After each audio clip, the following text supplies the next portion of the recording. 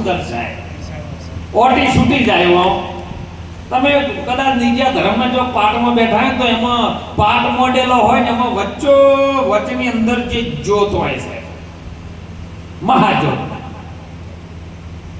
માં ભગવતી આદ્ય શક્તિ જેને મંડાણ રચ્યું છે આ પૃથ્વીનું, એ આદ્ય શક્તિમાં ભવાની જોગ માયા જોગણીની ગાદી ધરતી પર હોય છે.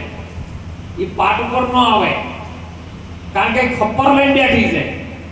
એ પાઠમાં આવે નહીં. ચારે દિશાના ચાર દીવા હોય, એક જ્યોત હોય, છઠ્ઠો દીવો હોય અને સાતમો છે ધર્મનો છે.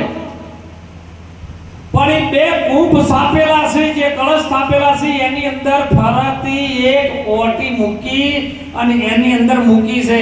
જો કદાચ ગુરુ મહારાજ આરી ઓટી છોડાવે અંતરની અંતર, આ તો ઘણું પહેલા ગીત નતું આવ્યું અંતર મંતર જાદુ મંતર. અંતર એટલે આ અંદર પડેલું અંતર, જે અંતર તમારા મારા જુદું છે એ અંતર છે. અને મંતર એટલે અંતર તૂટી જાય તો આ મન તરી જાય એવી વાત છે, એનું નામ અંતર મંતર છે. જય હો. સમજવાની જ વાત છે. ઈ પાર રસમણી ચોથા ભાગનો જે રસ છે એને સત્સંગ રસ કહેવાય છે. અને મણી છે, જેમ નાગના શિર ઉપર જેમ મણી છે, જેમ અશ્વત્થામાના માથા ઉપર મણી હતી અને ભગવાન કૃષ્ણએ ભીમ દ્વારા એને કઢાઈ નાખી હતી એ મણી. કારણ કે એની પાસે જ્ઞાન એવું હતું. સમય અને ધર્મ એકી સાથે ભગવાન કૃષ્ણજી જ્યારે યુદ્ધનું મંડાણ કર્યું, સમય બને એટલે ધર્મ યુદ્ધ એવું હતું કે સોજે શંખ ફૂંકાય એટલે હોજે યુદ્ધ ન કરાય. એકબીજાના અંદર તંબુમાં જઈને એકબીજાના સમાચાર લેવો હોય પછી હથિયાર ઉપાડાય નહીં. પણ સમય બનતા બનતા 17 દિવસ પૂરા થઈ ગયા છે. 18મા દિવસે દુર્યોધનની જંગા ભાગી અને ભીમે જ્યારે પછાડ્યો છે અને દુર્યોધનનો પ્રાણ નથી જતો. દુર્યોધનનો ખાસ મિત્ર અશ્વત્થામા, ગુરુ દ્રોણનો દીકરો, એને દુર્યોધન પાસે આવીને કીધું કે મિત્ર બોલ, તારો પ્રાણ કેમ જતો નથી? કે મારી ઈચ્છા એવી છે કે પાંડવોના કુળની અંદર પાંડવો એટલે વધવાનો જોવે, હું હવે આ દશા ઉપર પડ્યો છું, હવે આ ઈચ્છા મારી અધૂરી રહી ગઈ છે. એટલે અશ્વત્થામાએ કીધું કે તું ચિંતા હું કરો, 1 કલાકમાં બધું પૂરું કરી લાવું. પણ કે ગોડા અત્યારે રાત થઈ ગઈ છે, ધર્મ વિરુદ્ધ કાર્ય કરાય નહીં. જો એટલો અધર્મી હતો ને તો એ ધર્મ ન જાણતો હતો, પણ એમ કહેતો તો હું સ્વીકારી નહીં કહેતો. જાણું છું બધુંય પણ સ્વીકારી શકતો નથી. એટલે અશ્વત્થામા કે તારે ના જોવાનું, તારી ઈચ્છા પૂરી કરવી મારો ધર્મ છે. રાત્રિનો સમય ભગવાન કૃષ્ણજી ખબર પડી કે આયો કંઈક રાત્રિના વેળાએ જાય છે, નક્કી કંઈક કપટ કરશે. એટલે પાંડવો થાચા પાચા હતા ને કીધું કે હેડો ભાઈ આપણે જવાનું છે બહાર. પાંડવો ઉભા થઈ ગયા. ગુરુ મહારાજ ભગવાન જો આજે આદેશ કરતા હોય તો કંઈક એ ગુરુની આજ્ઞા વગર આપણે કંઈ થાય. ગુરુ મહારાજ આજ્ઞા કરે એટલે આપણે થાક લાગેલો હોય તો ઊભું થઈ જવું પડે, જવું પડે. પાંડવો તરત ઊભા થઈ ગયા. પણ પાંડવોના જે દીકરા હતા ને એમને કીધું કે તમારે આવું હોય તડો કે ના બાપા અમે થાચા મને ઊંઘવા દો હવે આવું છે. અને એ વખતે અરે ઓટી ઓટીને હોઈ ગયા હતા ને શ્રદ્ધામાં ત્યાં પેટો અને પોચે કાળ સ્વરૂપે મસ્તક કાપી અને રાત્રિના સમયમાં લઈને જતો રહ્યો દુર્યોધન પાસે. દુર્યોધનને જઈને કીધું, કારણ દુર્યોધનને ઋષિ મુનિનો શ્રાપ હતો દુર્વાસાનો કે તને હરખ અને શોખ બે એકી સાથે થાય તારે તારો પ્રાણ થાય. હરખે આવે અને શોખ એટલે ગમગીન વાતાવરણ થઈ જાય, તારું મન ઉદાસ થઈ જાય તો એ જ સમય તારું મૃત્યુ થાય. આવો શ્રાપ હતો. એટલે અશ્વત્થામા પહોંચે મસ્તક પાંડવોના દીકરાને કાપીને જો દુર્યોધનના ખોળા મૂક્યા કે લે મિત્ર તારી છેલ્લી ઈચ્છા આજ પૂરી. પાંડવો મારા હાથે આજ મેં મારી નાખ્યા છે. ત્યારે દુર્યોધન હરખભેર થઈ ગયો. વાહ, આખું 18 દાડા સુધી લડ્યો પણ મરતા મરતા આની ઈચ્છા તો પૂરી થઈ. મસ્તક હાથમાં લઈને ફોડવા માટે ફોડે છે એટલે ફટાફટ મસ્તક ફૂટી ગયા છે. પણ એક મોટું માથું હતું એટલે પાછું ફોડ્યું અને દુર્યોધનને તરત જ શોક જાગ્યો. હે અશ્વત્થામા, સમય અંધકાર થઈ ગયો છે, થોડો કવેળાનો થઈ ગયો છે, પણ મસ્તક પાંડવોને લાગતા હાચે હાચું બોલ. જૂઠું ના બોલતો, ગુરુ દ્રોણનો દીકરો હતો. આ મસ્તક પાંડવોનો નથી. કે કેમ? એ તને વિશે ખબર પડી. કે મને ખબર પડી 4 મસ્તક કદાચ મારા હાથે ફૂટી જાય, પણ એક 5મું મસ્તક છે ને, એ ભીમનું છે ને, 2 વખત પથ્થરે ટકરાઈને મારા હોમ પાછું આવે. કારણ કે પવન છે, અને પવનમાં જો તમે ટકરાવા જાઓ ને તો એ મેળ આવે એવો નહીં. કે જોયું ને, બરાબર જોયું કે આવ્યો પાંડવોનો નહીં, એના દીકરામાં રહી ગયા છે. ત્યારે દુર્યોધનને શોક દાગ્યો, અંદરથી દુઃખ થયું. મસ્તક લાયો તાને આનંદ થયો, પણ આ વાત વભળીને જોડ્યું ને એટલે એને દુઃખ થયું. અને દુર્યોધનને છેલ્લી વેળાએ અશ્વત્થામાને શ્રાપ આપી દીધો કે મારા કુળનો તે છેલ્લો દીવો ન રાખ્યો. જા, હું તને શ્રાપ આપું છું, ભટકી ભટકીને મરી જાય. અને એ સમયે ધર્મનું અશ્વત્થામા, કેવું નામ છે? અસ્તવસ્તામાં. જેની કાયા છે સતાય તો જેની શુદ્ધતા અસ્તવ્યસ્ત હોય ને, એ અશ્વત્થામા જ ચાલે. અને એ અશ્વત્થામા જ્યારે આટલું કર્યા પછી જ્યારે આવ્યો અને કોઈ ખબર પડી પાંડવો તો ઘરે આવ્યા ભગવાન કૃષ્ણ લઈ, અને ત્યારે જોયું છે ને, હવારે જોયું છે કે પાંડવોના દીકરા મરી ગયા છે ને અશ્વત્થામાએ માર્યા છે. પાંડવોના ક્રોધનો કોઈ પાર ન રહ્યો. એમણે કીધું કે જેને માર્યો છે ને, ફોજનો સૂર્યાસ્ત થતા પહેલા આપણે એને મારી નાખવો છે. જય હો.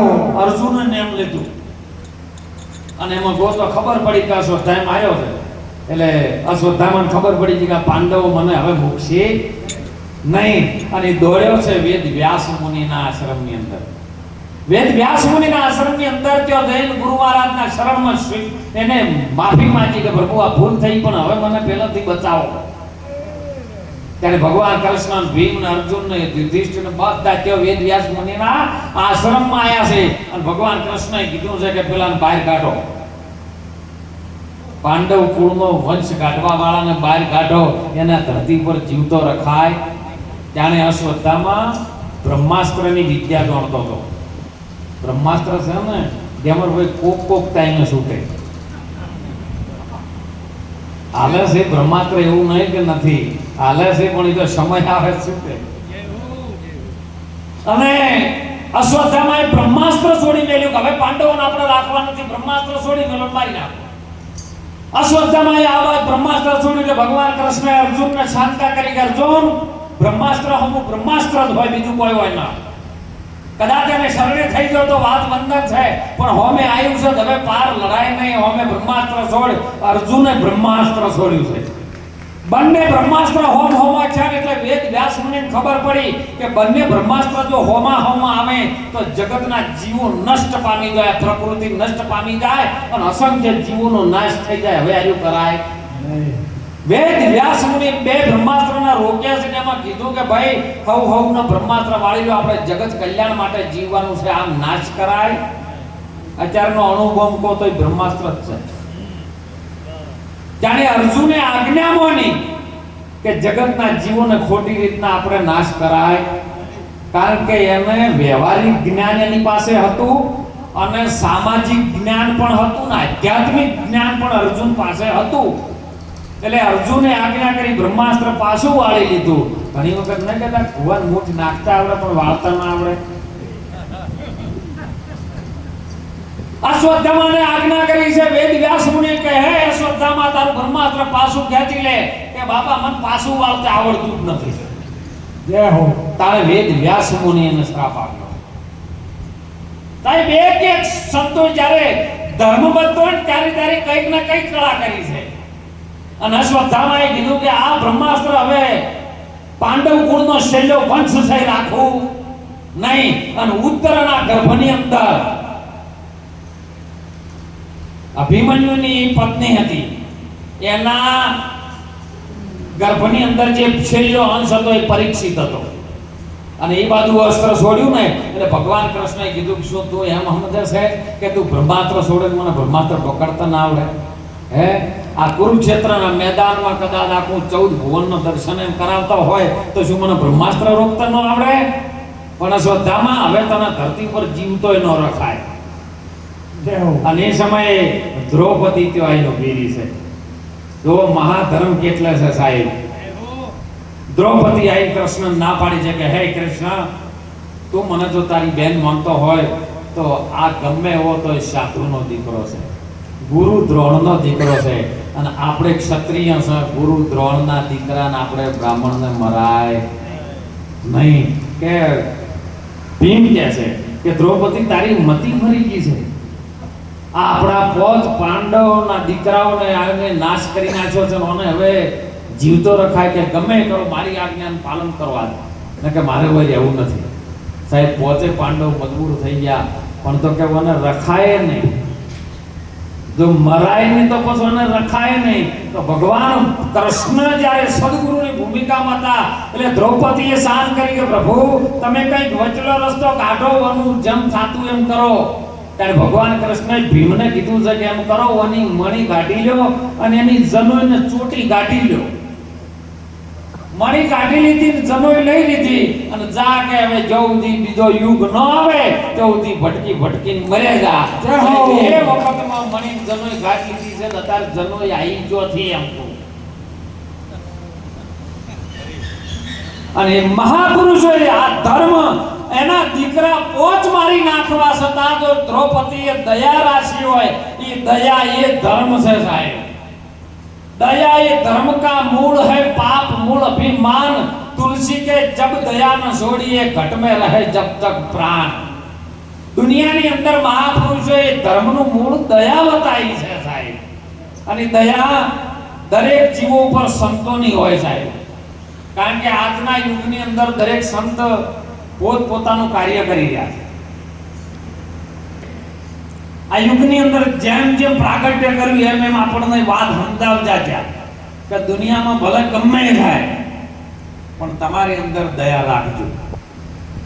દાન ન દેતો દયા રાખજો, બોલી બીજાનું બગાડીશ ના. ભવસાગર તરવા નામ મળ્યું છે, ઊંઘમાં ઊંધું વાળીશ ના. સુરવીરને જોઈ લે પ્રાણિયા, કાયર થઈને ભાગીશ ના.